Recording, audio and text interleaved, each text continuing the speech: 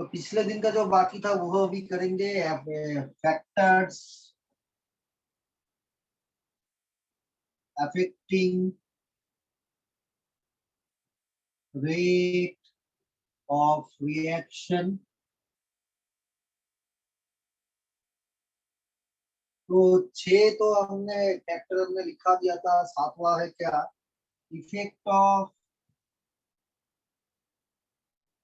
Light और radiation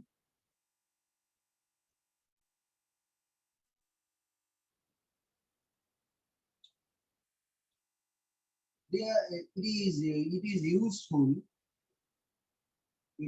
useful for photochemical reaction।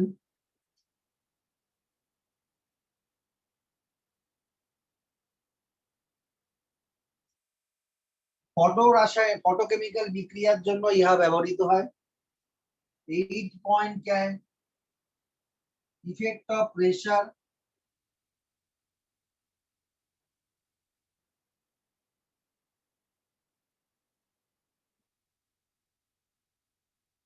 pressure is important for gaseous reaction। मतलब जो reaction में reactant and product gaseous state में है उस केस में प्रेशर का इफेक्ट, और जिस रिएक्शन फोटोकेमिकल रिएक्शन के अंदर में पड़ता है वो उसमें हम लाइट का इफेक्ट ऑब्जर्व करेंगे। तो दूसरा है electric and magnetic field.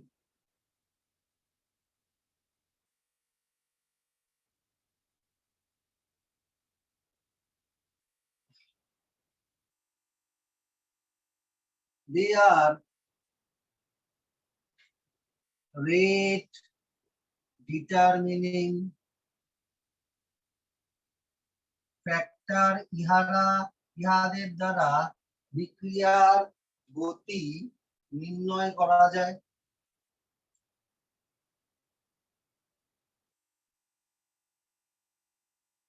If a reaction involves polar species। तो अभी देखो कौन सा रिएक्शन में ये इलेक्ट्रिक फील्ड और मैग्नेटिक फील्ड का जरूरत है। जिस रिएक्शन में पोलर स्पीसीज को लेके हम डील करेंगे। पोलर स्पीसीज मतलब एग्जांपल ले लो HCl। अभी HCl के अंदर एक कोवेलेंट बॉन्ड है। HCl के अंदर एक कोवेलेंट बॉन्ड है तो हाइड्रोजन हो जाता है पार्शियली पॉजिटिव चार्ज, क्लोरीन हो जाता है पार्शियली नेगेटिव चार्ज।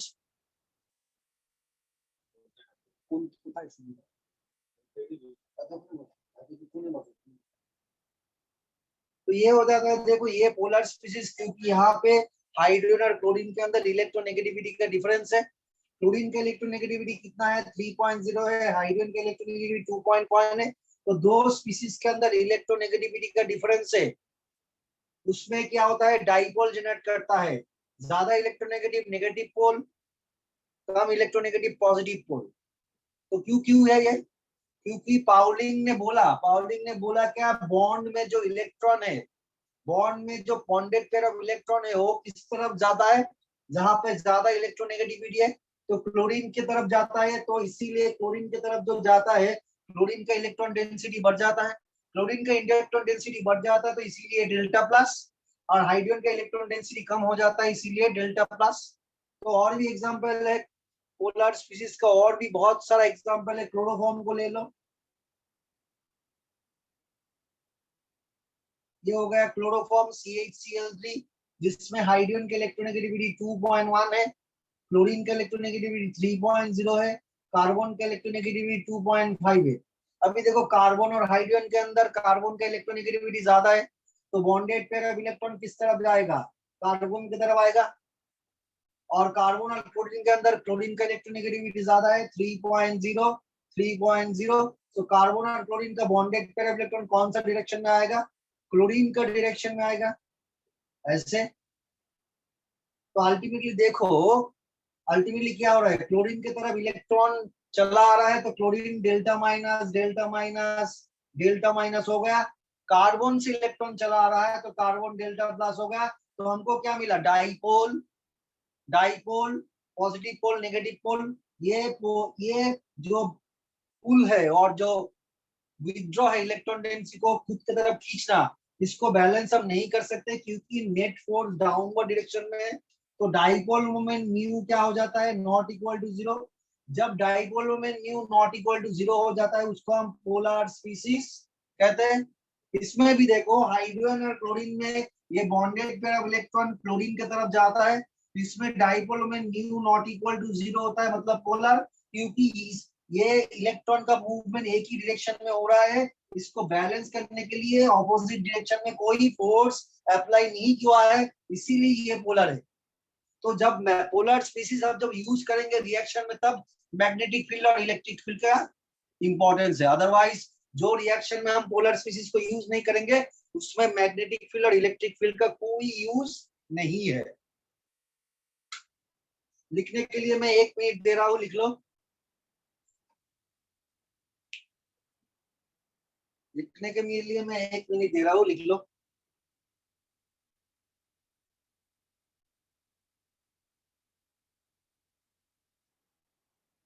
थोड़ा सा और भी पोलर स्पीसीज हम लिख देते हैं यहाँ पे। एमोनिया होता है NH3, हाइड्रोजन का इलेक्ट्रोनेगेटिविटी 2.1 2.1 2.1। नाइट्रोजन में लोन पेयर है, नाइट्रोजन का इलेक्ट्रोनेगेटिविटी 3.0। तो हाइड्रोजन और नाइट्रोजन के अंदर नाइट्रोजन का इलेक्ट्रोनेगेटिविटी ज्यादा है, तो बॉन्डेड पेयर ऑफ इलेक्ट्रॉन ज्यादा इलेक्ट्रोनेगेटिव उसके तरफ जाएगा, तो हाइड्रोजन का इलेक्ट्रॉन डेफिशिएंसी बढ़ जाएगा, तो डेल्टा प्लस। यहाँ पे भी सेम होगा, तो हर hydrogen delta plus charge carry करेगा, मतलब हाइड्रोजन का इलेक्ट्रॉन डेफिशिएंसी है, और नाइट्रोजन नेगेटिव चार्ज हो जाएगा क्योंकि सभी इलेक्ट्रॉन को नाइट्रोजन तरफ जला आ रहा है। और लोन पेयर का मूवमेंट कहाँ होता है? लोन पेयर का movement against the electronegative element, मतलब इलेक्ट्रोनेगेटिव एलिमेंट की तरफ बॉन्डेड पेयर ऑफ इलेक्ट्रॉन जा रहा है, तो लोन पेयर का मूवमेंट अगेंस्ट द और opposing to the neutral atom और opposing to the central atom. Central atom जहां पे है उसका ऑपोजिट डायरेक्शन में जाएगा। तो नेट डाइपोल मोमेंट देखो ऊपर जा रहा है, तो नेट डाइपोल मोमेंट जब ऊपर जा रहा है तो mu not equal to zero. Mu not equal to zero मतलब पोलर हो गया, ठीक है ना? अभी 20 सेकंड में करो, फिनिश करो। 20 सेकंड, 20 सेकंड के अंदर फिनिश करो। बोर्ड में जो लिखा हुआ है सब लोग फिनिश कर लो 20 सेकंड के अंदर। इसके बाद जो पॉइंट आता है वो होता है, इसके बाद जो जो फैक्टर हमने डिस्कस किया सभी फैक्टर अभी कंप्लीट हो गया। अभी चले आएंगे क्या? रेट लॉ में चले आएंगे। Rate law, rate law and rate of reaction में चले आएंगे। Rate law and rate of reaction, ठीक है? तो टॉपिक को लिख लो, rate law and rate of reaction. पहले लिखो रेट ऑफ रिएक्शन, लिख लो।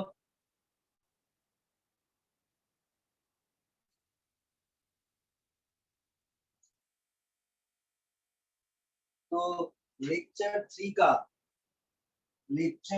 का आज पहला काम क्या है? Rate of reaction.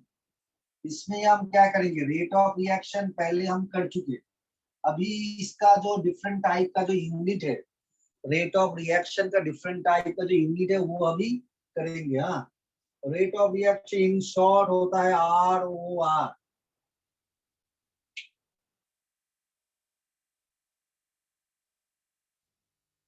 ठीक है ना? तो रेट ऑफ रिएक्शन को हम कैसे एक्सप्रेस करेंगे? देखो, रेट ऑफ रिएक्शन इसको हम लिख सकते हैं क्या? Change in mole number divided by change in time. ये कब होगा? जब रिएक्शन में ओनली मोल नंबर दिया हुआ होगा, तब रेट ऑफ रिएक्शन हम कैसे लिखेंगे? Change in mole number divided by change in time. अभी रिएक्शन में ओनली कॉन्सेंट्रेशन दिया हुआ है, रिएक्शन में कॉन्सेंट्रेशन ओनली दिया होगा तब हम रेट ऑफ रिएक्शन कैसे लिखेंगे, तब रेट ऑफ रिएक्शन हम लिखेंगे क्या, change in concentration divided by change in time। अभी सपोज रिएक्टेंट भी गैसियस स्टेट में है, प्रोडक्ट भी गैसियस स्टेट में है, जहां पे प्रेशर दिया हुआ है, कॉन्सेंट्रेशन दिया नहीं हुआ है, मोल नंबर भी दिया नहीं हुआ है, तब प्रेशर के रेस्पेक्ट में हम रेट ऑफ रिएक्शन कैसे डिटरमाइन करेंगे, तो तब रेट ऑफ रिएक्शन लिखेंगे क्या, change in pressure divided by change in time. ठीक है, अभी इसका वैल्यू लिखेंगे, तो मोल नंबर होता है, मोल नंबर तो मोल नंबर ही होता है, तो ऊपर में क्या होता है मोल, नीचे का होता है टाइम। अभी इसको ऊपर में उठाएंगे तो क्या होगा, मोल टाइम इनवर्स हो जाएगा। अभी टाइम सेकेंड में भी हो सकता है, टाइम मिनट में भी हो सकता है, टाइम आवर में भी हो सकता है, तो इसका तीन पार्ट हो जाएगा, एक क्या होगा मोल पर सेकेंड, दूसरा क्या हो जाएगा मोल पर मिनट, तीसरा क्या हो जाएगा मोल पर आवर, ये तीन। अभी रेट ऑफ रिएक्शन जब कॉन्सेंट्रेशन और टाइम के रेस्पेक्ट में एक्सप्रेस होगा, तब कॉन्सेंट्रेशन मतलब मोल पर लीटर ये होता है कॉन्सेंट्रेशन, और एक्टिव मास, और टाइम तो टाइम ही होता है। ठीक है, टाइम तो टाइम ही होता है। अभी मोल पर लीटर को हम कैसे लिख सकते हैं, मोल पर लीटर मतलब मोलारिटी, मोल पर लीटर मतलब हो गया क्या, मोलारिटी हो गया।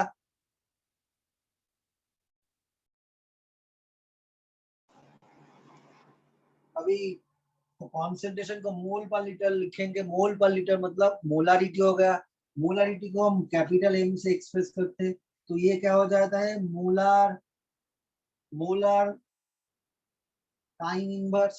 इसका भी तीन होता है टाइम का, मिनट, सेकेंड और आवर, तो इसको भी हम लिख सकते हैं क्या, मिनी मोल पर सेकेंड, मोलर पर सेकेंड और मोलारिटी पर सेकेंड।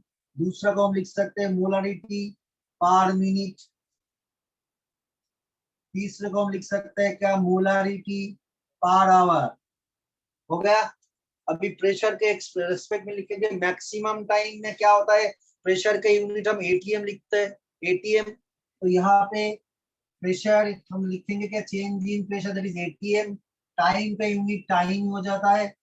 अभी तो हम इसको लिखेंगे क्या, एटीएम टाइम इनवर्स, तो इसका भी तीन यूनिट हो जाएगा, इसका भी तीन यूनिट हो जाएगा एटीएम, तो इसका भी तीन यूनिट हो जाएगा। तीन यूनिट कैसा कैसा हो जाएगा, एक हो जाएगा एटीएम सेकेंड इनवर्स, दूसरा हो जाएगा एटीएम मिनट इनवर्स, तीसरा हो जाएगा एटीएम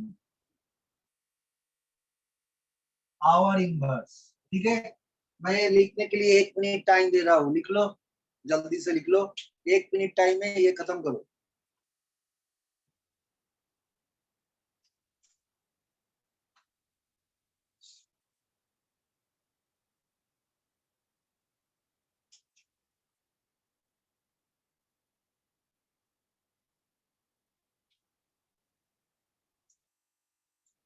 तो हमने क्या किया, हमने रेट ऑफ रिएक्शन लिखा, और रेट ऑफ रिएक्शन का यूनिट भी हमने लिख लिया। ठीक है ना, रेट ऑफ रिएक्शन भी हमने लिखा और उसका यूनिट भी हमने लिख लिया। अभी देखो क्या होता है, मैक्सिमम रिएक्शन में, मैक्सिमम रिएक्शन में ये चेंज इन कॉन्सेंट्रेशन और चेंज इन टाइम में मैक्सिमम रिएक्शन में आता है, कितना 90% रिएक्शन में ये एक्सप्रेशन आता है, change in concentration divided by change in time. ठीक है, अभी 5 to 7% change in pressure divided by change in time में आता है, क्योंकि एक्टिव मास, एक्टिव मास मतलब क्या होता है, एक्टिव मास मतलब ओनली मास नहीं है, एक्टिव मास मतलब जो रिएक्शन में जितना मास रिएक्शन में पार्टिसिपेट करेगा वही एक्टिव मास होता है। फिर से मैं बोल रहा हूं, जितना मास रिएक्शन में पार्टिसिपेट करेगा वही एक्टिव मास है।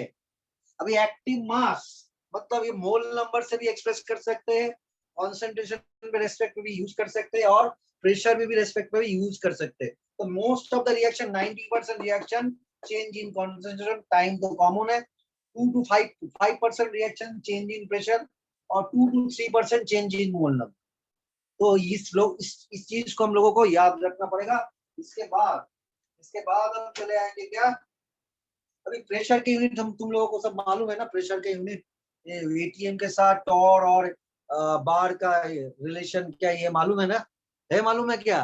पहले बोलो, रिएक्शन करने के टाइम ये मालूम होना चाहिए। तो मैं ये लिख देता हूँ क्या, मैं ये लिख देता हूँ क्या, 1 atm equal to 10 to the power 5 Pascal equal to 760 millimeter equal to 760 torque equal to 76 centimeter equal to 1.013 बार। ये हो गया प्रेशर का डिफरेंट यूनिट। अभी एटीएम के साथ इसका जो रिलेशन हमने पूरा लिख लिया पूरा, ठीक है। अभी इसके बाद हम चले आएंगे क्या, दूसरा टॉपिक में चले आएंगे। देखो दूसरा टॉपिक, रेट लॉ, इसके साथ ऑर्डर एंड मॉलिक्यूलरिटी,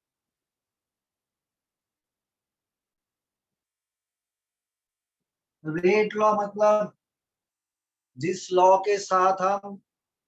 को यूज करके हम रेट को एक्सप्रेस कर सकते हैं वही रेट लॉ होता है।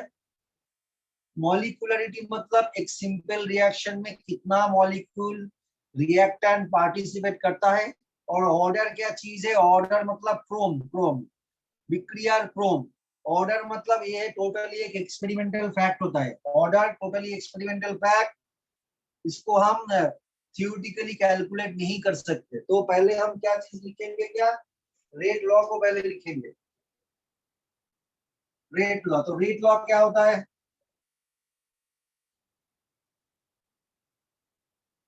तो रेट लॉ होता है क्या, the rate of a reaction is directly proportional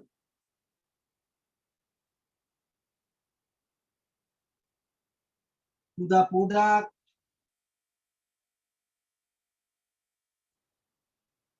concentration, to the product concentration or active mass of reactants to the power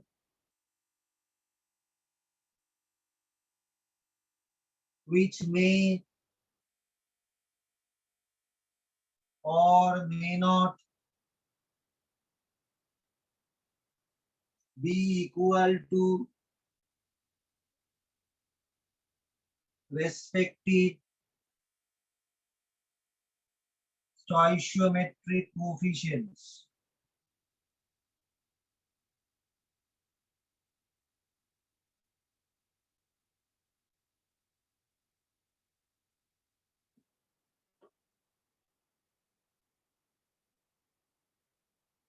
एक मिनट दे रहा हूँ, जल्दी से लिख लो।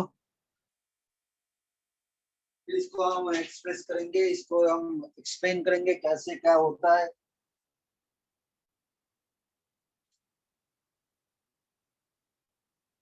हो गया ना, एक मिनट में करो, एक मिनट। अभी ऑलमोस्ट देखो तुम्हारा, देखो 15 सेकंड हो गया। एक मिनट के अंदर ये फिनिश कर लो।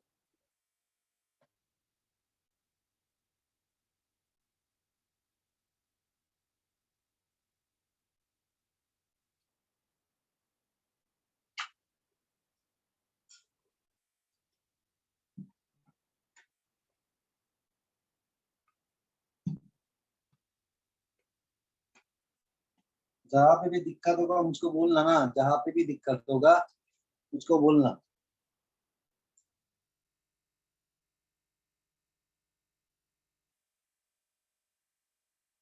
देखो ये डेफिनेशन तो एग्जाम में तो यूजुअली नहीं आता है, इसका मतलब नहीं है ये पढ़ना नहीं पड़ेगा, पढ़ना तो पड़ेगा, पढ़ना तो पड़ेगा हमको। ठीक है, अभी 1 मिनट तो हो गया। अभी हम एक रिएक्शन को कॉन्सिडर करेंगे। देखो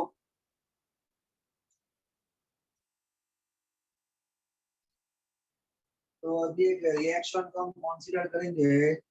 लेट अस कंसीडर, बोला जा, हमने क्या लिया, ए प्लस बी, ये दो रिएक्टर लिया, इससे हमको क्या मिल रहा है, प्रोडक्ट मिल रहा है। ठीक है ना, ठीक है ना, ठीक नहीं है। अभी रेट लॉ क्या कहता है, अकॉर्डिंग टू रेट लॉ,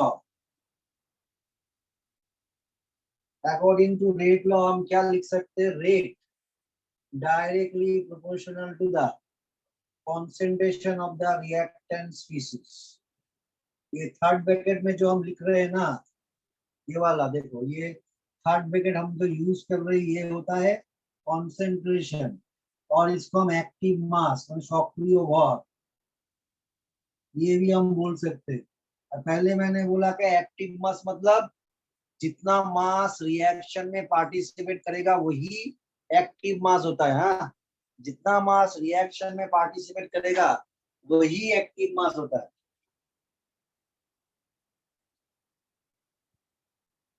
अभी देखो इस प्रोपोर्शनल साइन को हमको हटाना पड़ेगा। हाँ, प्रोपोर्शनल साइन को हमको हटाना पड़ेगा, प्रोपोर्शनल साइन को हटाने के लिए एक कांस्टेंट रहेगा। हाँ, तो अभी हम लिख सकते हैं क्या, therefore r is equal to rate constant k into concentration of a into concentration of b। जहाँ पे हम लिखेंगे क्या, यहाँ पे लिखेंगे क्या, ये हो जा रहा है रेट कांस्टेंट, रेट कांस्टेंट इसका और एक अलग नाम है, इसको हम वेलोसिटी कांस्टेंट भी कह सकते हैं। ठीक है, रेट कांस्टेंट और वेलोसिटी कांस्टेंट इसको हम कह सकते हैं। ठीक है, according to what, according to rate law. तो हम ऊपर में लिखेंगे क्या, according to rate law, according to rate law K is equal to rate constant और वेलोसिटी कांस्टेंट हो गया। ठीक है, अभी देखो यहाँ तो मैंने कोई कोफिशिएंट नहीं लिया था, पहले बात को समझो फिर लिखना। या तो मैंने कोई कोफिशिएंट नहीं लिया था। अभी हर रिएक्शन का एक ऑर्डर होता है, हर रिएक्शन का एक ऑर्डर होता है। तो ऑर्डर क्या है वो हम बोल लेंगे। पहले देखो, हम यहाँ पे ए के ऊपर एक्स बिठा देते हैं और बी के ऊपर वाई बिठा देते हैं। तो हमने डेफिनेशन में क्या बोला, डेफिनेशन में हमने बोला क्या, रिएक्टेंट का जो कॉन्सेंट्रेशन है उसके ऊपर एक पावर लगेगा, पावर हमने बोला। और एक बात बोला हमने, वो पावर कोफिशिएंट के साथ इक्वल भी हो सकता है या इक्वल नहीं भी हो सकता है। तो हमने जो पावर डाला, हमने जो पावर डाला वो रिएक्शन कोफिशिएंट इसमें तो अलग है, रिएक्शन कोफिशिएंट इसमें अलग है। रिएक्शन कोफिशिएंट क्या है, अल्फा है, यहाँ पे रिएक्शन कोफिशिएंट क्या है, बीटा है। तो यहाँ पे एक्स मतलब एक्स इक्वल टू अल्फा हो भी सकता है या नहीं भी हो सकता है, Y equal to beta, Y equal to beta हो भी सकता है या नहीं भी हो सकता है। बट यहाँ पे एक्स और वाई क्या इंडिकेट कर रहा है, एक्स हो जा रहा है, हम लिखेंगे अभी एक्स क्या है। अच्छा पहले तो ये हमको मालूम है ये क्या है, ए हो गया क्या, concentration of A, third bracket B के अंदर ये हो गया कॉन्सेंट्रेशन ऑफ बी। ठीक है, और एक्स क्या हो जाता है, X equal to order of reactant A, Y हो जाता है order of reactant B.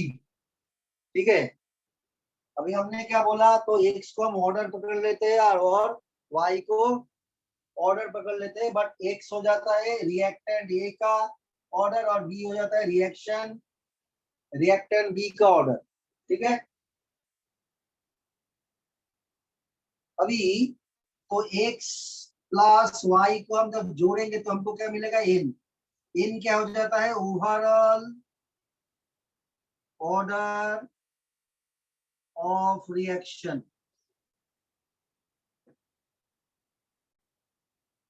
n हो जाता है क्या, overall order of the reaction.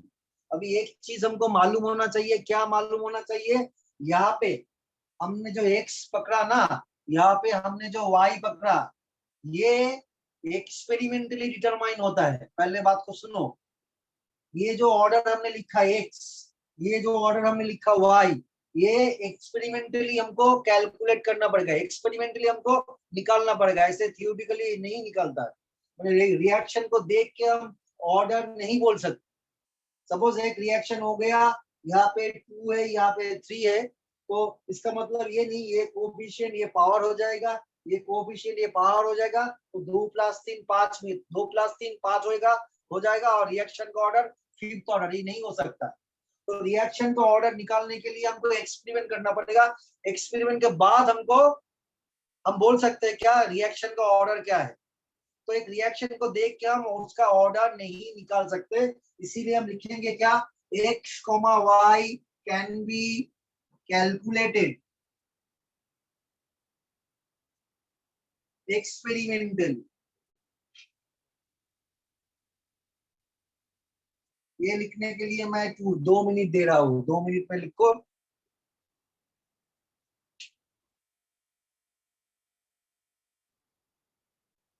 दो मिनट के अंदर लिखो। हाँ?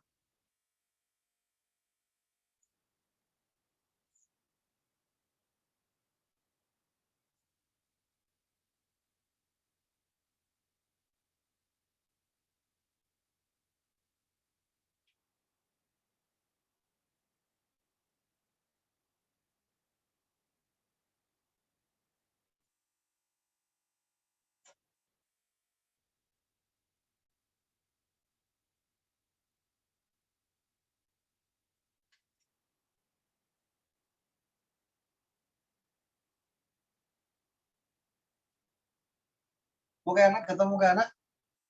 हाँ, क्या खत्म हो गया ना। ठीक है, तो आगे बढ़ते हैं।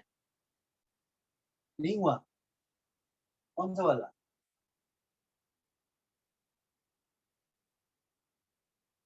तो अभी आगे बढ़ेंगे ना। हाँ, आगे बढ़ सकते हैं क्या, नहीं खत्म नहीं हुआ क्या। अच्छा ठीक है, लिखो लिखो लिखो लिखो लिखो, और एक और 40 सेकंड में दे रहा हूँ, जल्दी जल्दी करो।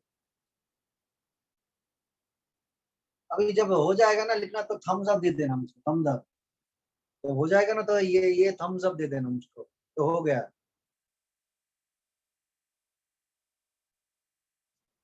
ठीक है, डन ना। मैंने क्या बोला,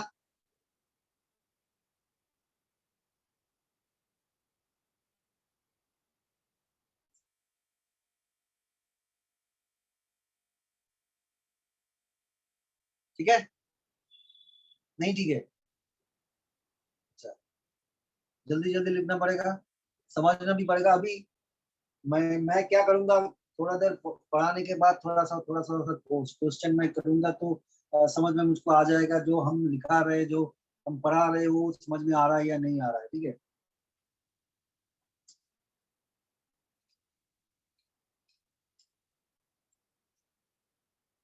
अभी देखो ये ऑर्डर, ऑर्डर का मतलब क्या है, पहले हमने क्या लिखा, x plus Y is equal to n, इनको हमने बोला क्या, ओवरऑल ऑर्डर ऑफ रिएक्शन, ये हमने बोला ना।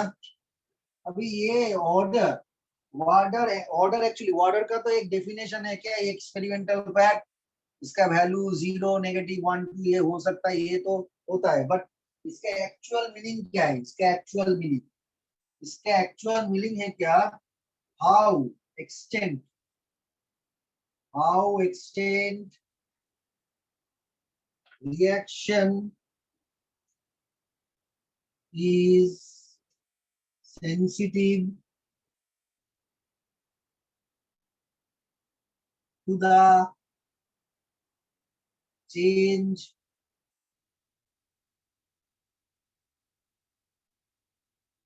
how the reaction is sensitive towards the change of the power or order of the reaction, towards the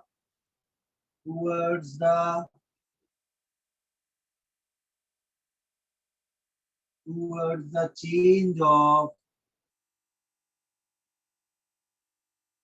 power or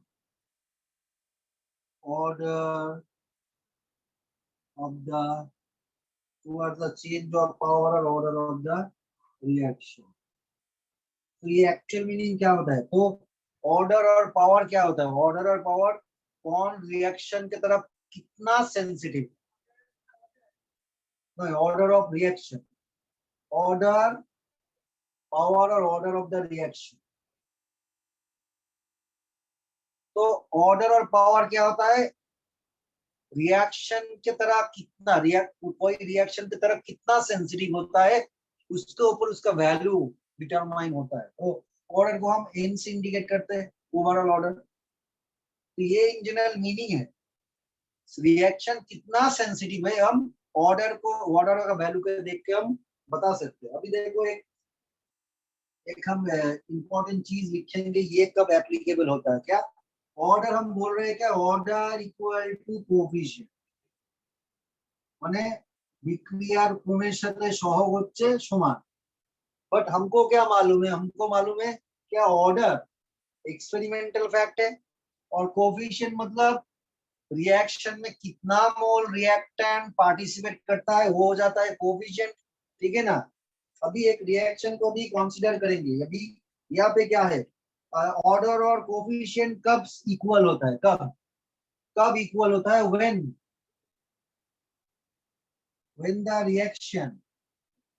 when the reaction is one step reaction or elementary reaction, one step reaction or elementary reaction or single step reaction.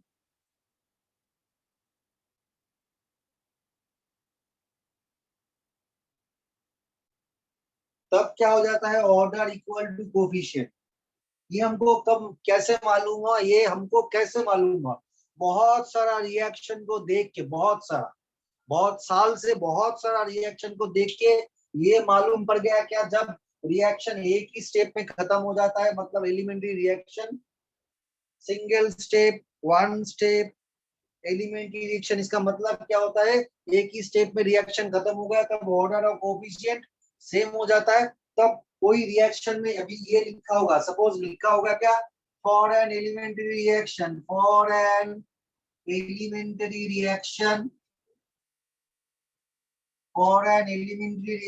क्या हो गया? Alpha A plus beta B gamma C plus delta D. तो पहले ही हमने बोल दिया क्या? Elementary reaction. तो पहले हमने जब बोल दिया एलिमेंट्री रिएक्शन का मतलब इसका ऑर्डर, इसका कोफिशिएंट सेम होगा. इसका ऑर्डर, इसका कोफिशिएंट सेम हो जाएगा. तो रिएक्शन, इसका रेट क्या है? रेट है rate of the constant A B. अभी ऑर्डर क्या है? X Y. तो ये हमको मालूम है क्या? रिएक्टेंट के रेस्पेक्ट में जब हम रेट को एक्सप्रेस करेंगे तो रेट कांस्टेंट, कॉन्सेंट्रेशन में to the power X, concentration में टू दी पावर वाई. ये एक्स से क्या है? Order of A. B, Y क्या है? ऑर्डर ऑफ बी है. ठीक है. अभी यहाँ पे क्या हमने बोला? एलिमेंट्री रिएक्शन के जब हम एलिमेंट्री रिएक्शन को कंसीडर करेंगे तब क्या होगा? तब ये ऑर्डर के साथ कोफिशिएंट खत्म हो जाएगा. तो कोफिशिएंट क्या था? इस रिएक्शन का कोफिशिएंट क्या था? इस रिएक्शन का कोफिशिएंट अल्फा है. इसका मतलब क्या हो गया? x इक्वल टू अल्फा हो जाएगा, y इक्वल टू बीटा हो जाएगा. हो जाएगा या नहीं हो जाएगा? पहले हमने क्या बोला, फॉर एन एलिमेंट्री रिएक्शन, और यहाँ पे क्या बोला हुआ है, जब रिएक्शन वन स्टेप और एलिमेंट्री रिएक्शन होता है तब ऑर्डर के साथ कोफिशिएंट सेम हो जाता है। यहाँ पे ऑर्डर क्या है एक्स, ये ऑर्डर क्या है वाई, जो एक्सपेरिमेंटली हम निकालते हैं। अभी रिएक्शन में इसका कोफिशिएंट दिया हुआ है, कोफिशिएंट क्या है, अल्फा और बीटा है। इसका मतलब क्या हो, एक्स इक्वल टू क्या हो जाता है, अल्फा, और वाई इक्वल टू हो जाता है क्या, बीटा।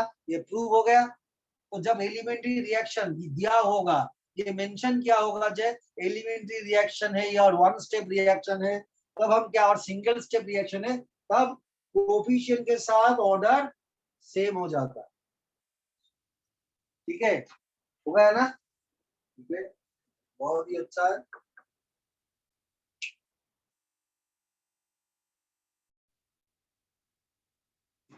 तो हमने क्या देखा, क्या जब हम ऑर्डर को डिस्कस करेंगे तब, और on step reaction for single step reaction coefficient के साथ ऑर्डर सेम हो जाता है।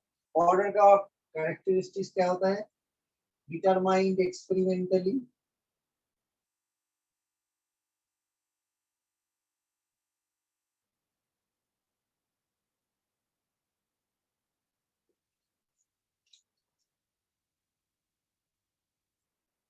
its value may be 0, 1, 2, 3 or negative,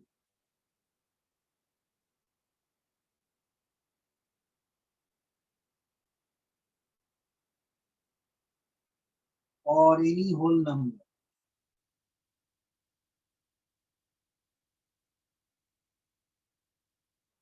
ठीक है,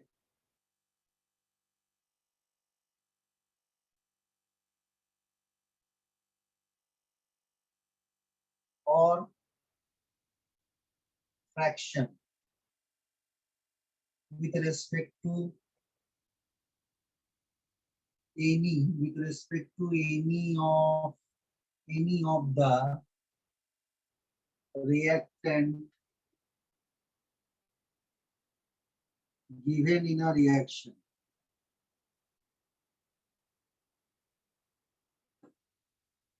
কোনো বিক্রিয়া যাই বিক্রিয়ক দেওয়া থাক না কেন তার রেসপেক্টে অর্ডার 0, 1, 2, 3 নেগেটিভ, होल नंबर माने पूर्ण संख्या, भग्नांश होते पारे।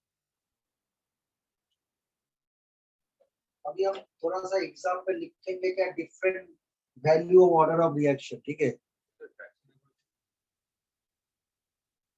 Fraction with respect to any of the reactant given in a reaction.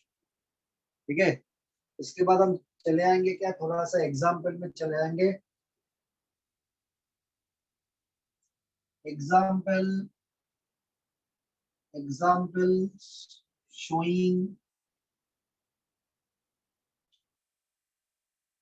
different values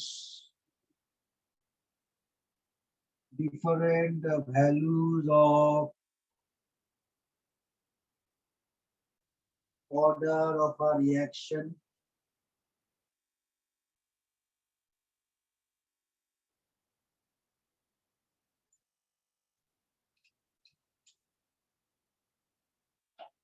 तो ये हो गया रिएक्शन का एक कॉलम हो गया, रिएक्शन। उसके बाद रेट लॉ, ऑर्डर। तो पहले देख लो क्या है, पहले जो रिएक्शन है 2N2O5 नाइट्रोजन पेंटॉक्साइड को ले लो, जिससे हमको मिलता है क्या, 4 mole NO2 gas plus O2 gas. इसका रेट लॉ होता है क्या, इसका rate law, rate is equal to rate constant into concentration of N2O5 to the power 1। तो इसका ऑर्डर हो जाता है 1। देखो यहाँ पे, देखो इस रिएक्शन को देखो, यहाँ पे N2O5 का कोएफिशिएंट कितना है, हाँ देखो, पहले देखो यहाँ पे N2O5 का कोएफिशिएंट कितना है, 2 है, बट ऑर्डर क्या है, 1 है। तो इसका मतलब क्या होगा, कोएफिशिएंट मतलब जो दिया होता है, ऑर्डर एक्सपेरिमेंट करने के बाद जो निकला था। तो ऑर्डर और कोफिशिएंट हर टाइम सेम नहीं होता। कब सेम होता है? जब वन स्टेप रिएक्शन होता है और एलिमेंट्री रिएक्शन होता है और सिंगल स्टेप रिएक्शन होता है, तभी कोफिशिएंट और ऑर्डर सेम होता है। तो ये हो जाता है फर्स्ट ऑर्डर रिएक्शन। दूसरा एग्जांपल लिखेंगे, IBr minus aqueous plus BrO3 minus aqueous plus 6H plus aqueous. Arrow the product is 3Br2 liquid plus 3H2O liquid. तो इसका रेट लॉ हो जाता है क्या? Rate is equal to rate constant into concentration of Br minus into concentration of BrO3 minus into concentration of I minus square. यहाँ पे देख लो Br का कोफिशिएंट कितना है 5 और यहाँ पे Br का ऑर्डर कितना है, कुछ नहीं दिया हुआ, मतलब इसका ऑर्डर 1 हो गया। यहाँ पे BrO3 का कोफिशिएंट 1 है और इसका यहाँ पे BrO3 का माइनस का ऑर्डर भी सेम है। यहाँ पे हमने 6 मोल H प्लस लिया और I2 भी लिया। यहाँ पे तो सॉरी ये H प्लस होगा,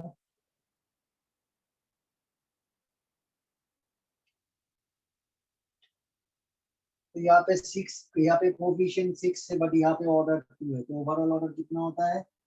Br माइनस के लिए 1, BrO3 माइनस के लिए 1, H प्लस के लिए 2, तो 4 ऑर्डर और ऑर्डर ऑफ द रिएक्शन हो जाता है 4। इसके बाद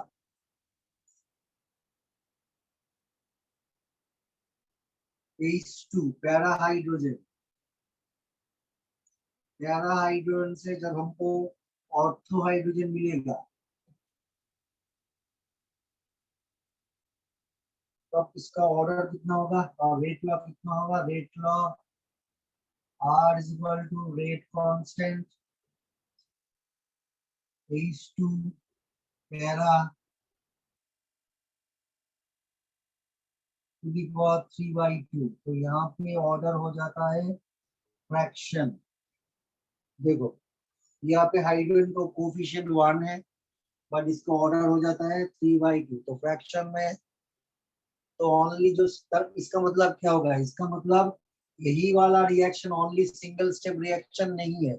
यहाँ पे जो भी हमने 3 रिएक्शन लिखा, एक भी सिंगल स्टेप और 1 स्टेप रिएक्शन नहीं है। होता तो कोफिशिएंट के साथ ऑर्डर का वैल्यू सेम होता, पर यहाँ पे नहीं हो रहा है। इसका मतलब यहाँ पे ये तीनों रिएक्शन ही सिंगल स्टेप और सिंपल और 1 स्टेप रिएक्शन और एलिमेंट्री रिएक्शन ये एकदम ही नहीं है। इसके बाद फोर्थ एग्जाम पे चलाएंगे। फोर्थ एग्जाम पे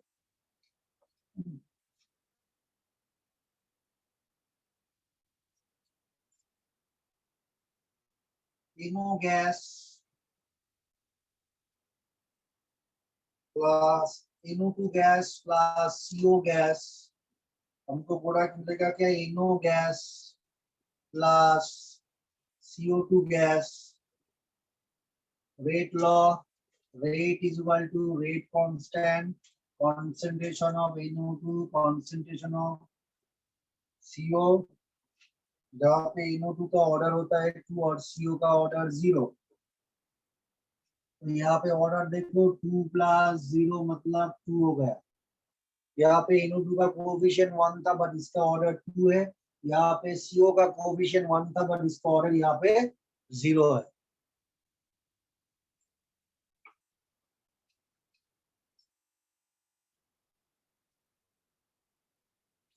अब इसके बाद देखो ओजोन को जब हम ऑक्सीजन में कन्वर्ट करेंगे 2O3 गैस 3O2 गैस, इसमें rate is equal to rate constant concentration of O3। यहाँ पे O3 2 माइनस O2 माइनस 1। यहाँ पे एक इंटरेस्टिंग फैक्ट है, देखो इस रिएक्शन में रिएक्टेंट है ओजोन, तो रेट लॉ में हम रेट रिएक्टेंट के रेस्पेक्ट में एक्सप्रेस करते हैं यूजुअली। अभी क्या होता है यहाँ पे देखो, रेट जब हम एक्सप्रेस कर रहे हैं तब यहाँ पे ऑक्सीजन भी इन्वॉल्व है, और यहाँ पे कोफिशिएंट ओजोन का 2 है, बट यहाँ इसका ऑर्डर भी 2 है, और यहाँ पे ऑक्सीजन का कोफिशिएंट 3 है, और यहाँ पे ऑक्सीजन का ऑर्डर -1 है, तो ऑर्डर कितना हो गया, 2 - 1 मतलब 1। और एक रिएक्शन है जहाँ पे hydrogen gas chlorine gas combine करता है इन प्रेजेंस ऑफ लाइट, और जहाँ पे हमको हाइड्रोजन क्लोराइड गैस मिलता है इन प्रेजेंस ऑफ सनलाइट। तो यहाँ पे देख लो, यहाँ पे rate is equal to rate constant into concentration of H2 to the power 0, concentration of Cl2 to the power 0, तो यहाँ पे ऑर्डर हो जाता है 0। देखो यहाँ पे,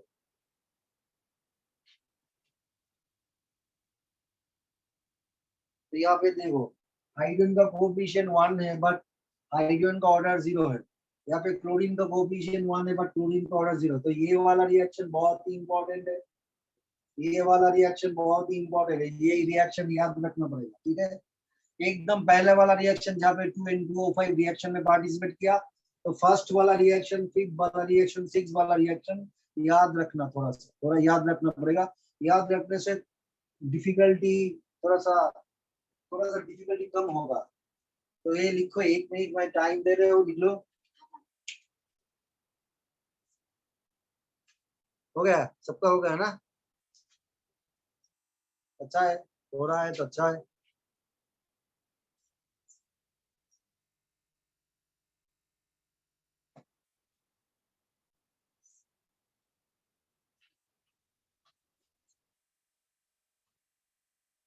अभी इसके बाद हम चले आएंगे, क्या इसके बाद में हम चले आएंगे, यूजुअली जो रिएक्शन 1 स्टेप में होता है वो होता है एलिमेंट्री रिएक्शन, और जो रिएक्शन में मोर देन 1 स्टेप रहता है उसको हम कॉम्प्लेक्स रिएक्शन कहेंगे।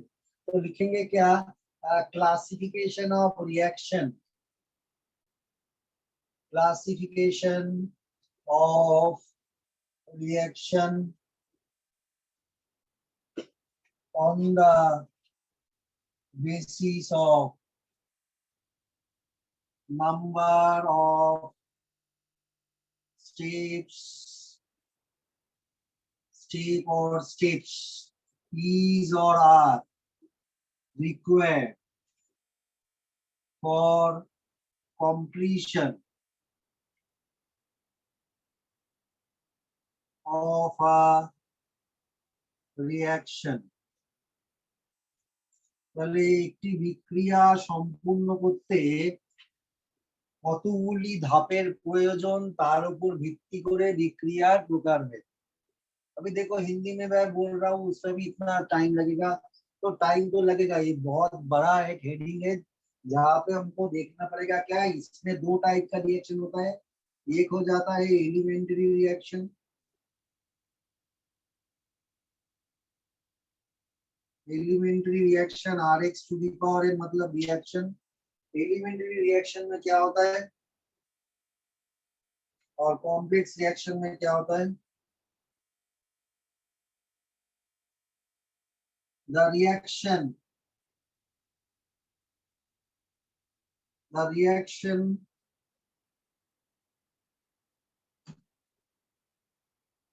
reaction are the reaction which does takes place in 1 step, the reaction which does takes place in 1 step is called elementary reaction।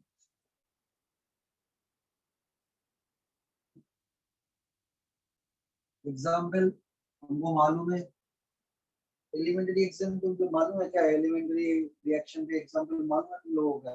हाँ, पहले जो सिंगल स्टेप में रिएक्शन होता है उसको मालूम है क्या एग्जाम्पल?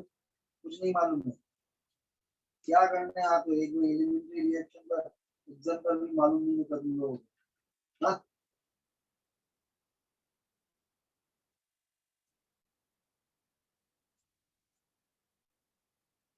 तो यहाँ पे लिखेंगे क्या, जो मैं पहले हमने लिखा वो भी लिखेंगे, फॉर जो पहले हमने बोला था, for elementary reaction order equal to coefficients. ठीक है, ऑर्डर इक्वल टू कोफिशिएंट हो गया। और ऑर्डर हमको मालूम है क्या, ऑर्डर हम डिटरमाइन कैसे करते हैं, एक्सपेरिमेंटल, परीक्षा द्वारा। इसके बाद कॉम्प्लेक्स रिएक्शन में आ जाएंगे।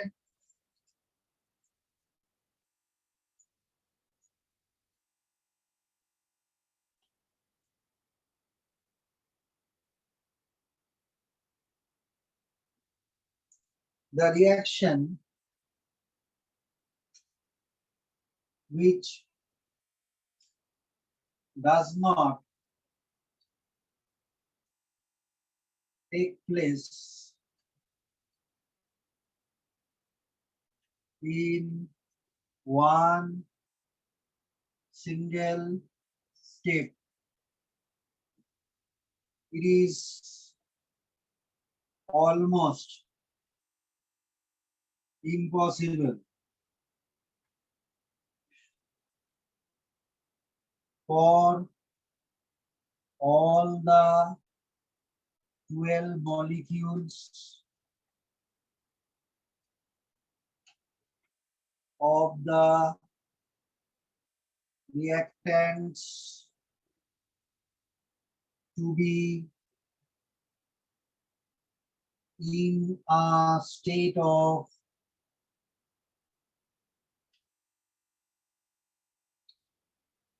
encounter simultaneously.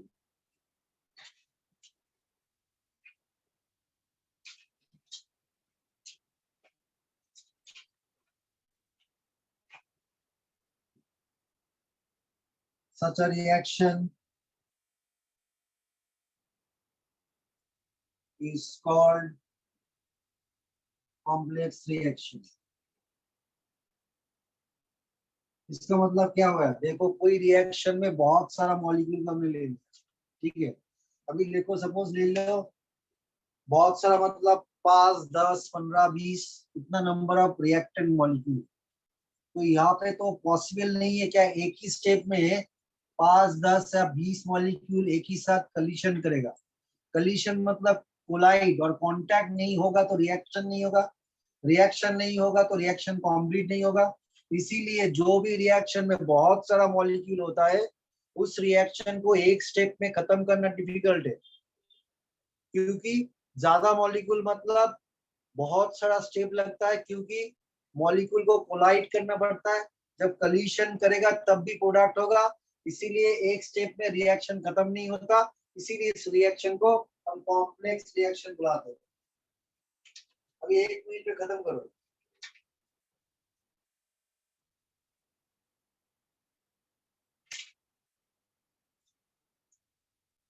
एक मिनट में खत्म करो।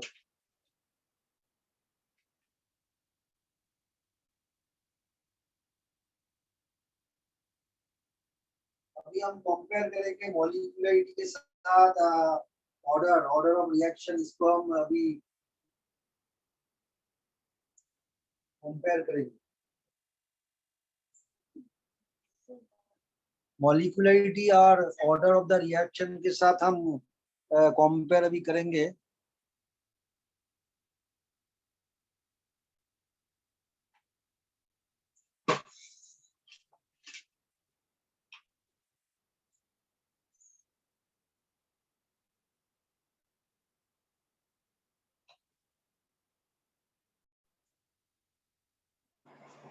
Comparison between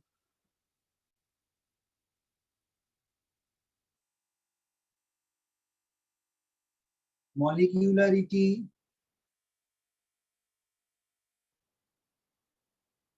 and order of the reaction.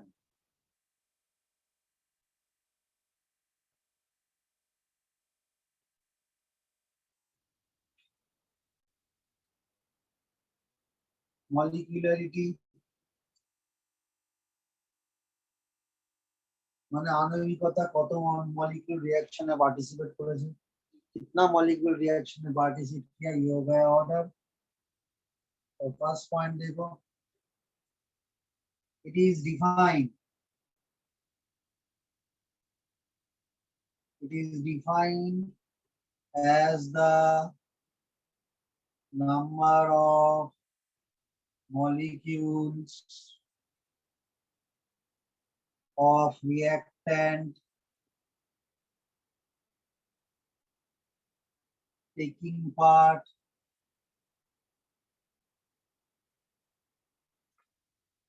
in a chemical reaction.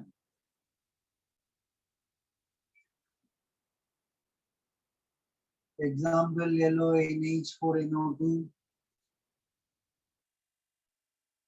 जिसके हमको मिलता है N2 gas plus 2H2O।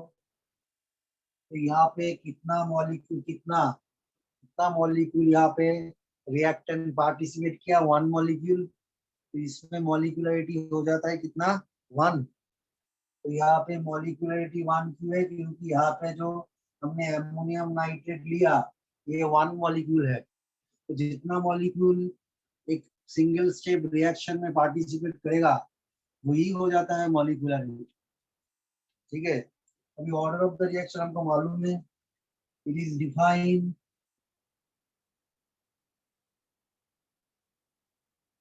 as the sum of the power of concentration terms that appear in rate law।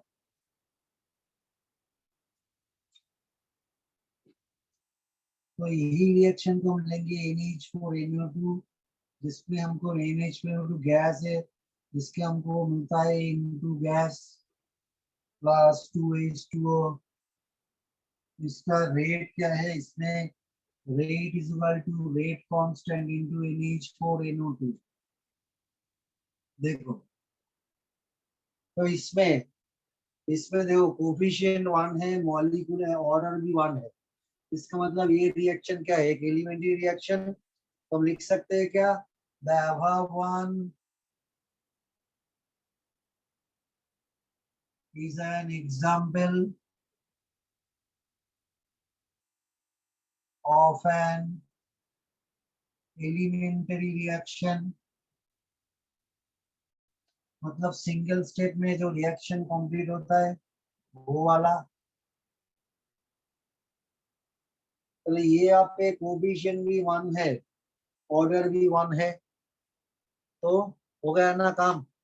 तो ये हमको याद रखना पड़ेगा क्या, ये वाला रिएक्शन एक एलिमेंट्री रिएक्शन और सिंगल स्टेप रिएक्शन और 1 स्टेप रिएक्शन का एक एग्जाम्पल है। ठीक है, अभी दूसरे पॉइंट में हम चले आएंगे। ठीक है, मैं 30 सेकंड में दे रहा हूँ, उसमें कंप्लीट करो, 30 सेकंड में कंप्लीट करो, जल्दी जल्दी से करो।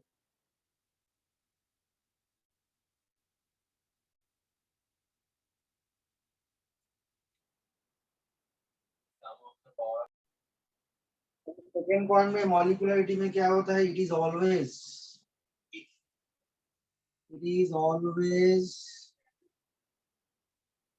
a whole number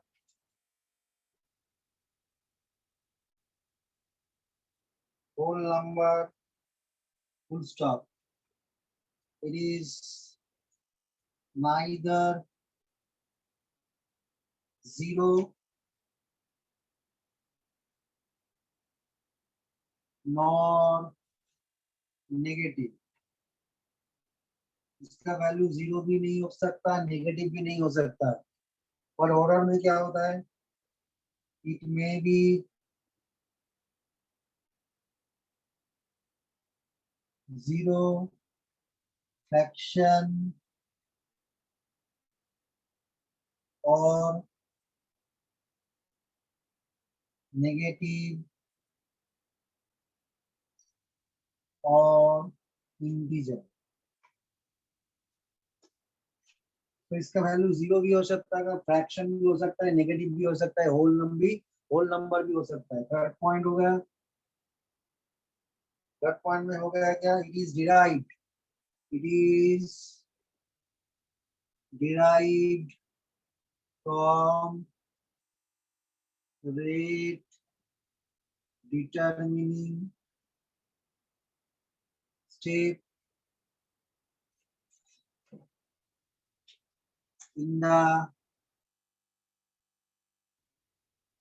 mechanism of a reaction। इसका मतलब क्या हो गया, सपोज ले लो, ये पॉइंट का मतलब समझो। सपोज ले लो कोई एक रिएक्शन को खत्म करने के लिए हमको 2 या 3 स्टेप चाहिए हमको, ठीक है गाइस। तो मैं कभी कोई एक रिएक्शन को खत्म करने के लिए 2 या 3 स्टेप या 4 स्टेप का रिक्वायरमेंट है, ठीक है। अभी देखो इन 3 और 4 स्टेप में है, 3 स्टेप 4 टोटल ले लो, 4 स्टेप में रिएक्शन होता है, ठीक है। अभी वो 4 स्टेप में कोई एक स्टेप सबसे स्लो है, ठीक है। तो अभी एक एग्जांपल मैं दे रहा हूँ, उसको समझो। तुम एक प्लेटफॉर्म में खड़े हो, अभी घड़ी में 7 बजे है, 7:05 हुआ है, 7:30 को तुम्हारा ट्रेन है। अभी उससे पहले 4 बार अनाउंसमेंट हो चुका, 3 बार अनाउंसमेंट हो चुका, train is passing through the platform, a running train, it will not give a stoppage at this platform, ठीक है। तो जब तुम प्लेटफॉर्म में खड़े हो, तब एक सुपर फास्ट ट्रेन तुम्हारे पास से चला गया, प्लेटफॉर्म के पास से चला गया। तुमको क्या आया, तुम क्या ट्रेन में जो पैसेंजर बैठा है कुछ भी नजर नहीं आता। इसका मतलब क्या हुआ, ऑब्जर्व करने का जो टाइम हमको नहीं मिला, क्योंकि बहुत फास्ट था। नेक्स्ट दो ट्रेन जो आया वो भी बहुत फास्ट था। उसके बाद एक गुड्स ट्रेन आया, मालगाड़ी, जो धीरे धीरे से आ रहा है। उसमें क्या चीज है, कौन सा वाला मटेरियल है, तुमको साफ साफ दिखाई दे रहा है। तो इसका मतलब क्या, वो ऑब्जर्व हो गया। अभी कोई एक रिएक्शन को खत्म करने के लिए हमको 4 स्टेप चाहिए, तीनों स्टेप बहुत फास्ट है, तो ऑब्जर्व हम नहीं कर सकते। एक स्टेप बहुत स्लो है, तो जो स्लो वाला स्टेप है उसका बहुत अच्छी तरह से हम ऑब्जर्व कर सकते हैं। वो स्लो स्टेप को हम क्या कहते हैं, रेट डिटरमिनिंग स्टेप। तो रेट डिटरमिनिंग स्टेप मतलब स्लोएस्ट स्टेप। जो स्लोएस्ट स्टेप होगा 4 स्टेप के अंदर या 3 स्टेप के अंदर या 2 स्टेप के अंदर, उससे ही हमको रेट निकालना पड़ेगा, ठीक है। तो रेट निकालना कैसे पड़ेगा, 4 स्टेप या 3 स्टेप के अंदर जो स्टेप सबसे स्लो है उससे हम रेट को निकालेंगे, और उस स्टेप में रिएक्टेंट का कितना मॉलिक्यूल पार्टिसिपेट किया वही होगा क्या, मॉलिक्यूलरिटी ऑफ द रिएक्शन। यहाँ पे ऐसे ही बोला है, रेट डिटरमिनिंग स्टेप मतलब slowest step of the reaction. और ऑर्डर कैसे निकलता है, it is derived from rate expression.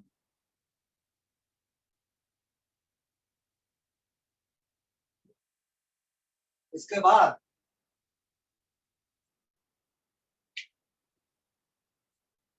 जो फोर्थ वाला है, मॉलिक्यूलरिटी क्या है, it is a theoretical value.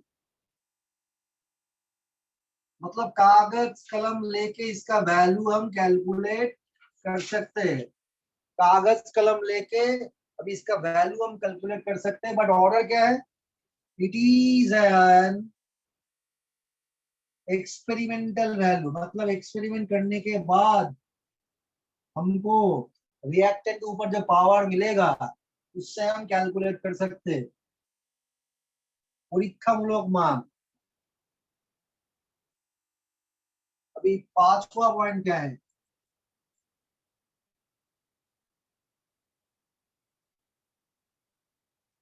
तो 5वां पॉइंट है क्या, reaction with molecularity reactions with molecularity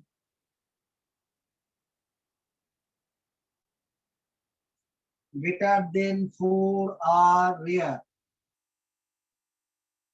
इसका मतलब क्या हुआ? कोई रिएक्शन हो रहा है, उसमें रिएक्टेंट का नंबर 4 से ज्यादा है, ये बहुत ही कम देखने को मिलता है. Similarly reaction order greater than 4 are also rare. तो कंपैरिजन हमने ये डिफरेंस नहीं लिखा, हमने कंपैरिजन लिखा. मतलब कोई पॉइंट सेम भी हो सकता है, डिफर भी कर सकता है. तो यहाँ पे देखो फिफ्थ वाला जो पॉइंट हमने लिखा, यहाँ पे मॉलिक्यूलरिटी मतलब कोई भी रिएक्शन में कितना रिएक्टेंट होगा, 4 से ज्यादा होगा तो वो बहुत ही कम रिएक्शन में देखने को मिलता है, और कोई रिएक्शन में ऑर्डर 4 से ज्यादा है वो बहुत ही कम देखने को मिलता है. लास्ट वाला पॉइंट में हम क्या लिखेंगे, देखो molecularity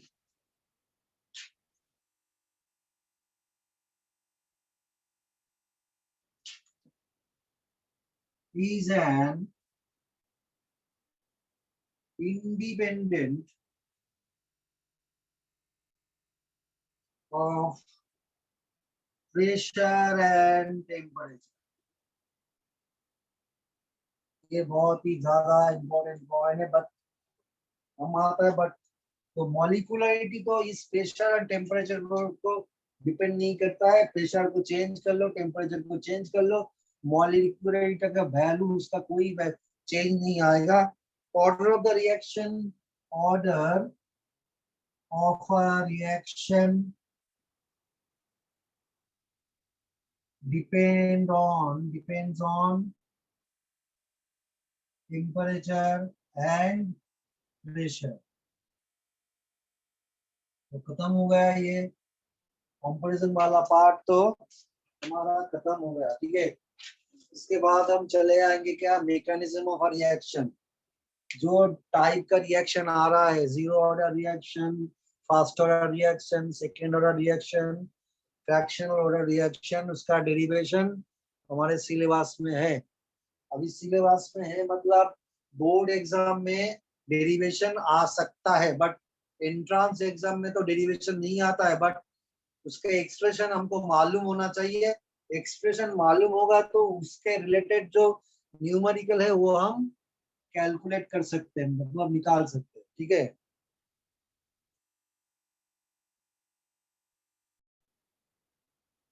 mechanism of a reaction मतलब हमने पहले क्या बोला, on the basis of number of step, कितना स्टेप लग रहा है एक रिएक्शन को कंप्लीट करने के लिए.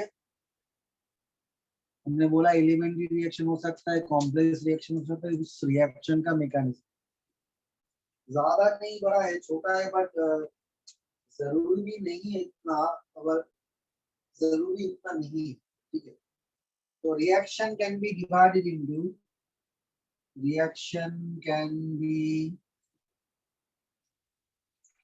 divided into elementary reaction,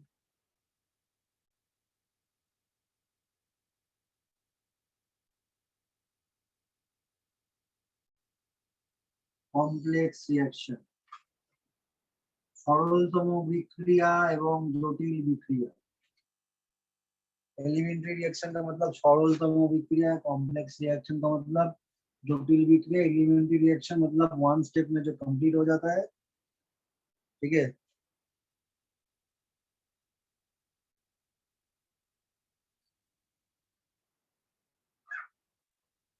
okay ना. अभी देखो एलिमेंट्री रिएक्शन तो हमने बोला था. अभी इसमें होता है क्या, इसमें पोटेंशियल एनर्जी कितना होता है, ट्रांजिशन स्टेट क्या है, क्या क्या चीज है, हमको सब भी जानना पड़ेगा. देखो, तो एलिमेंट्री रिएक्शन का बात अभी करेंगे. This reaction occur in a single step without formation in these reactions take place in single state without formation of any intermediate. इसका मतलब क्या होगा? रिएक्टेंट से डायरेक्ट हमको प्रोडक्ट मिलेगा, बीच में कोई कुछ नहीं मिलेगा, बीच में कुछ नहीं मिलेगा, अंतर्वर्ती दशा नहीं। बट रिएक्टेंट से जब प्रोडक्ट में हम जाएंगे तो एक ग्राफ तो होगा जरूरी।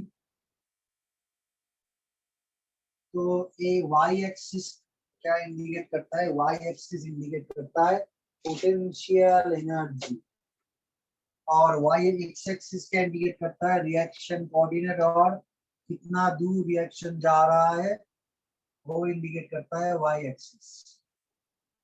अभी एलिमेंट्री रिएक्शन में क्या होता है? रिएक्टेंट के एनर्जी और प्रोडक्ट के एनर्जी। रिएक्टेंट के एनर्जी कैसा होगा? इसका रिएक्शन का कार्ड कितना ऐसा होगा? ऐसा होगा।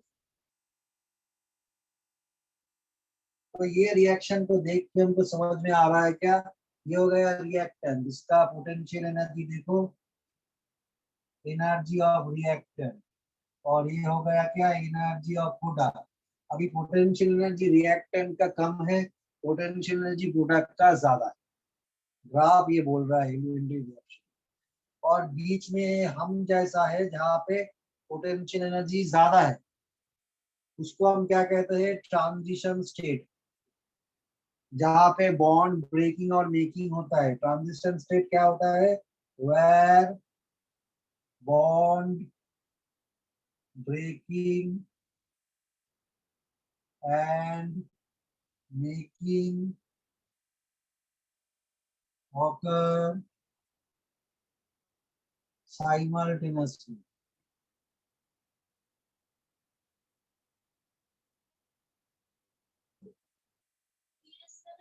टीएस मतलब ट्रांजिशन स्टेट होता है। ट्रांजिशन स्टेट मतलब जो दिखाई नहीं देता है, ठीक है? दिखाई नहीं देता, बॉन्ड टूट रहा है, बॉन्ड फॉर्म कर रहा है, ये तो हमको दिखाई नहीं देता है, ये तो इंस्टेंटली हो जाता है रिएक्टेंट से जब हमको प्रोडक्ट मिलता है। ये हो गया रिएक्टेंट, ये हो गया हमारा प्रोडक्ट। तो इसमें रिएक्टेंट और प्रोडक्ट हमको दिखाई देता है, इसके बीच में कोई तो इंटरमीडिएट तैयार नहीं होता है। तो ओनली ट्रांजिशन स्टेट क्या होता है? ट्रांजिशन स्टेट है एक अनस्टेबल स्टेट, जहां पे क्या होता है? बीच का कंडीशन, बॉन्ड ब्रेक भी कर रहा है, बॉन्ड तैयार भी हो रहा है, और स्पीसीज कुछ नहीं है, बट उसका एनर्जी बहुत ज्यादा है। कौन सा एनर्जी ज्यादा है? Potential energy.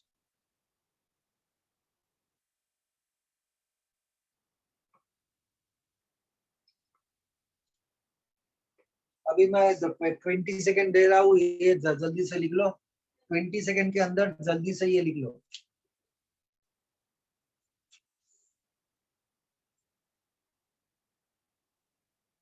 ট্রানজিশন স্টেট যেখানে বন্ধন তৈরি, বন্ধন ভাঙন একই সাথে হয়, तो दिखाई नहीं देता एक्चुअली, एकदम दिखाई नहीं देता। बट स्टूडेंट को समझने के लिए मैंने ये लिखा ट्रांजिशन स्टेट, मतलब जहाँ के बॉन्ड तैयार भी होता है, ब्रेक भी करता है, ठीक है? अभी नेक्स्ट, अभी एलिमेंट्री रिएक्शन से हम क्या क्या कर सकते हैं?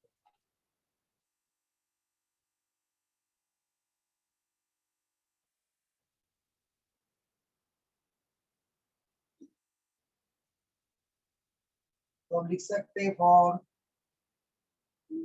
एलिमेंटरी रिएक्शन, সরলতম বিক্রিয়ার ক্ষেত্রে, for elementary reaction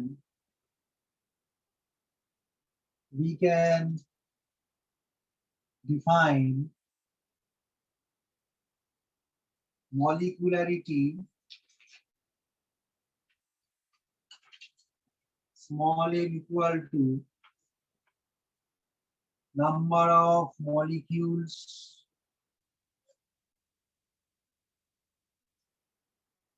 which make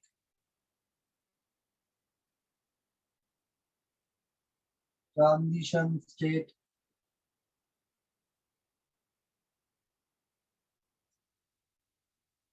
or activated complex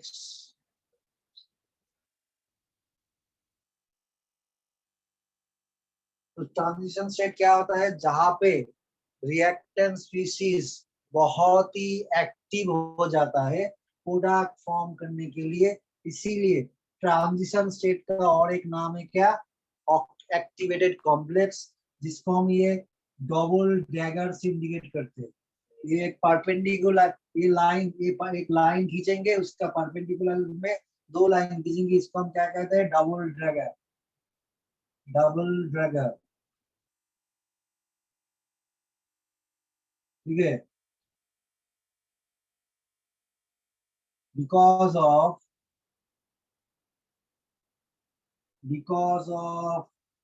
collisions in proper orientation and with sufficient energy। तो हमने क्या बोला, मॉलिक्यूलरिटी मतलब जो जो मॉलिक्यूल ट्रांजिशन स्टेट में पार्टिसिपेट करेगा, मतलब एक्टिवेट कॉम्प्लेक्स तैयार करने के लिए जो जो भी पार्टिसिपेट करेगा, वही नंबर मॉलिक्यूलरिटी को इंडिकेट करेगा। क्योंकि जो जो मॉलिक्यूल रिएक्शन में पार्टिसिपेट करेगा, उन दोनों के बीच और इन तीनों के बीच एक कोलिशन होगा विथ प्रॉपर ओरिएंटेशन। मतलब ले लो क्या हो गया, एक ओरिएंट यहाँ पे कोलिशन हो रहा है ऐसे, ऐसे मतलब ये पांच ही कांटेक्ट में रहेगा।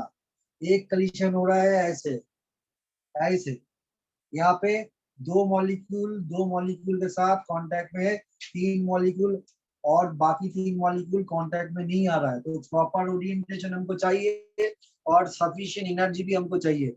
कम एनर्जी दोगे तो रिएक्शन हो भी सकता है, नहीं भी हो सकता है।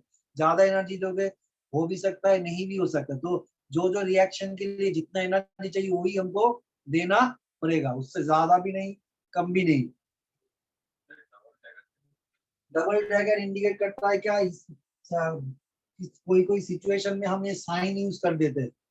सपोज हमने ले लिया क्या, हमने एक ले लिया इनो, इसके ये दे दिया, मतलब ये स्टेबल नहीं है, ये नो नाइट्रिक ऑक्साइड स्टेबल नहीं है, ये ट्रांजिशन स्टेट में हुआ, मतलब ट्रांजिशन स्टेट में बॉन्ड तैयार होता है, बॉन्ड ब्रेक भी करता है। तो ये जो हम देख रहे हैं ये तैयार हुआ, ये साथ साथ टूट भी जाएगा।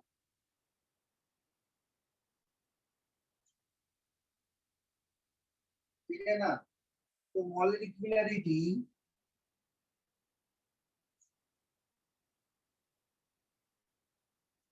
will always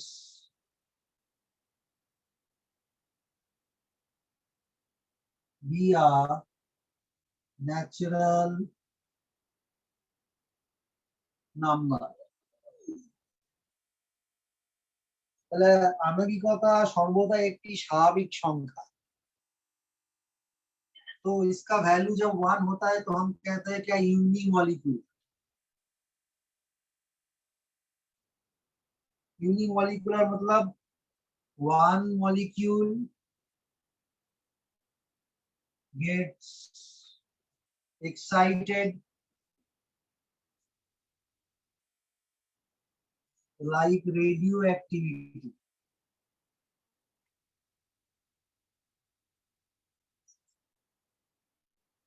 सपोज कोई रिएक्शन में वन से ज्यादा मॉलिक्यूल लिया है, but one he molecule activate हुआ ट्रांजिशन स्टेट में जाने के लिए, तब उसको हम यूनिमॉलिक्यूलर रिएक्शन कहेंगे। दो होगा तो बाई मॉलिक्यूलर कहेंगे, तीन होगा तो चार मॉलिक्यूलर कहेंगे, और ट्राई मॉलिक्यूलर। तो दो होगा तो बाई मॉलिक्यूलर हो जाएगा, तीन होगा तो ट्राई मॉलिक्यूलर हो जाएगा। ठीक है। अभी दूसरा, मॉलिक्यूलरिटी का maximum value usually usually molecularity का मैक्सिमम वैल्यू क्या होता है, 3 और लेस देन 3। तो इसीलिए लिखते हैं क्या, मॉलिक्यूलरिटी आणविकता लेस देन इक्वल 3। 3 भी हो सकता है, इससे कम, ज्यादा 3 से ज्यादा बहुत ही रेयर केस है। हम पहले बोल चुके, बहुत ही रेयर केस होगा जब मॉलिक्यूलरिटी ग्रेटर देन 4 होगा। बिकॉज क्यू, ये कम क्यू है, 3 और 3 से कम क्यू है, क्योंकि because the probability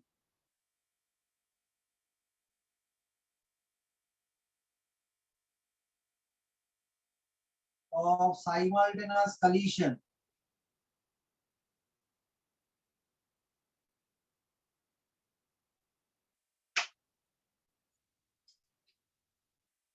between 4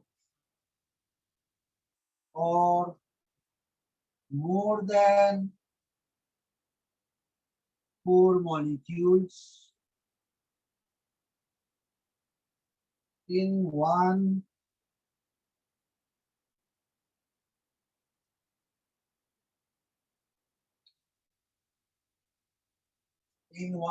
proper orientation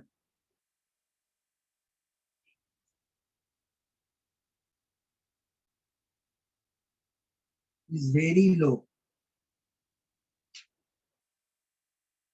मतलब बहुत सारा मॉलिक्यूल को हमने ले लिया, बट बहुत सारा मॉलिक्यूल को सेम ओरिएंटेशन में कलीशन करना जरूरी है। कलीशन डिफरेंट टाइप, सपोज ये हेड ऑन हो गया, अभी लैटरल हो गया, एक क्या करेगा, ऐसे आ रहा है और एक ऐसे है, तो यहाँ पे तो कलीशन प्रॉपर नहीं है। ओरिएंटेशन हेड ऑन होगा या लैटरल होगा तो प्रॉपर कलीशन होगा। तो एक का ऐसा ओरिएंटेशन है, एक का तो परपेंडिकुलर ओरिएंटेशन प्रॉपर ओरिएंटेशन नहीं है, इसीलिए ज्यादा मॉलिक्यूल आप जब लेंगे तो उसका प्रॉपर ओरिएंटेशन नहीं होगा, तो एग्जैक्ट कलीशन जो होना चाहिए वो नहीं होगा, तो प्रोडक्ट हमको नहीं मिलेगा। इसीलिए ज्यादा मॉलिक्यूल हम नहीं ले सकते एलिमेंट्री रिएक्शन में, मतलब जो रिएक्शन कंप्लीट होने के लिए एक ही स्टेप लगता है।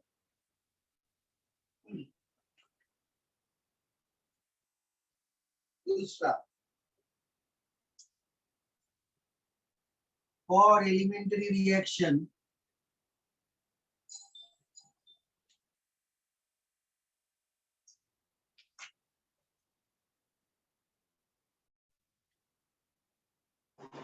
for elementary reaction there is only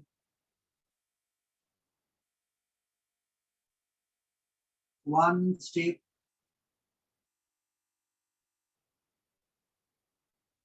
और वन सिंगल स्टेप हम लिख सकते हैं, one single step, and hence it is going to be rate determining step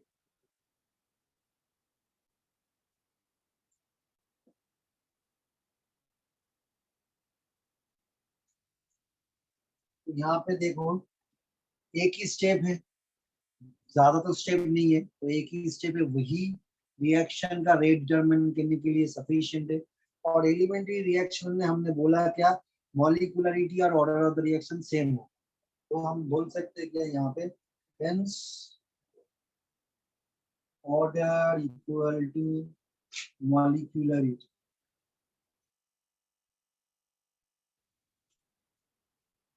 next,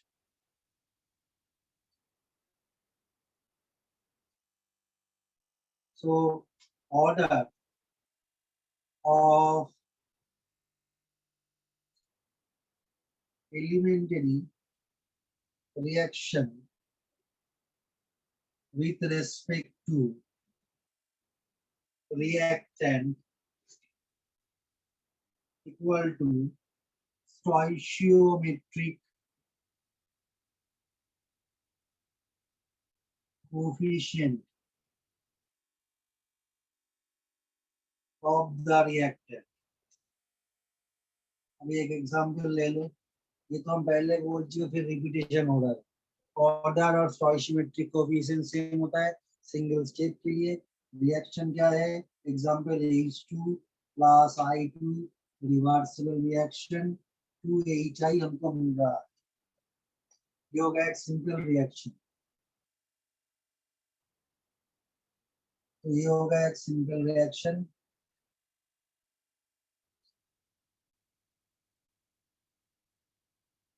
ठीक है, यहाँ पे rate is equal to rate constant, concentration of H2, concentration of I2, ठीक है। अब इस रिएक्शन को एलिमेंट्री रिएक्शन में नहीं रखेंगे, क्योंकि एलिमेंट्री रिएक्शन मतलब number of molecule less than 3 और इक्वल टू 3, ज्यादा हो जाएगा मोर देन तो एलिमेंट्री रिएक्शन नहीं रहेगा। तो हमने क्या किया, 2H2 प्लस I2, ठीक है, हमको मिला क्या 4HI, 2H2 प्लस 2I2। देखो यहाँ पे मॉलिक्यूलरिटी कितना हो गया, 2 प्लस 2 4। हमने क्या बोला, जब मॉलिक्यूलरिटी लेस देन इक्वल 3 होगा तो हमको सिंगल स्टेप कहेंगे। हाँ, तो हम कह सकते हैं तो जो भी रिएक्शन में नंबर ऑफ मॉलिक्यूल गेट 4 और ग्रेटर देन 4 हो जाएगा, वही कॉम्प्लेक्स रिएक्शन हो जाएगा। तो हम लिखेंगे नॉट अ सिंपल रिएक्शन, क्योंकि यहाँ पे मॉलिक्यूलरिटी का वैल्यू 4 है और यहाँ पे